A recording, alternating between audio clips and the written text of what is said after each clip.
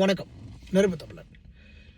Australia வெஸ் India semi-final 14 வருடங்களுக்கு பிறகு வெற்றியடைந்து வரலாற்று சாதனையை படைச்சிருக்கு இந்திய அணி.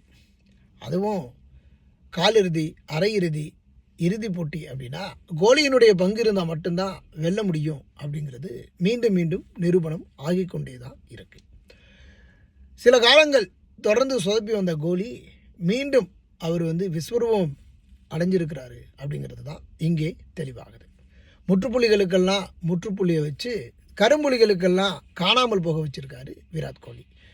எனக்கு சிங்கிள் விளையாடுறதாங்க ரொம்ப பிடிக்கும். 5868 ரன்கள் அவர் ஓடியே எடுத்திருக்கிறாரு இந்த 2000க்கு பிறகு. அதனால் 4-6 அப்படிங்கிறது கேம் இல்லை, சிங்கிள்ஸ் விளையாடுறதாங்க கேமு. அதை நான் நேற்று உணர்ந்து விளையாண்டேன் அப்படின்னு கிரிக்கெட்டை ஒரு நேசித்து நேற்று அனுபவித்து விளையாடினார் கிங் ஆஃப் கோலி அப்படின்னு சொல்லலாம். இந்த வெற்றி விராட் கோலியினுடைய வெற்றி தான்.